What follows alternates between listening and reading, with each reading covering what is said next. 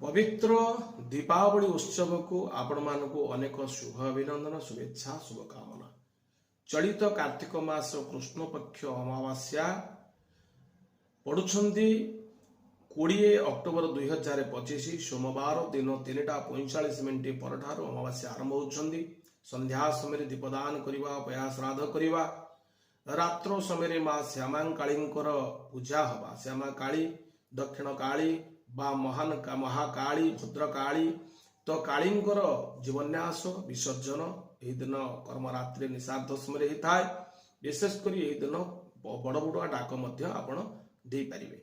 परवर्ती 21 अक्टोबर 2025 मंगलवार दिन सूर्य उदय ठारू संध्या 5:54 पर्यंत जेहेतु अमावास्या भोग होती तेणु यह दिन तर्पण आदि कर्म जो माने महालय विहित श्राद्ध करें से पया श्राद्ध दिन में महालय श्राद्ध करें। परवर्ती बड़ बड़ुआ डाक पया श्राद्ध संध्या समय करी दीपदान करी आलोकर पर्व दीपावली उत्सव पालन करें। तेणु 2 दिन पड़ुवा हेतु प्रथम विशेषकर पालन हबार नियम बेसिक 21 तारिख ही आपण अत्यंत शुभ रहिबो।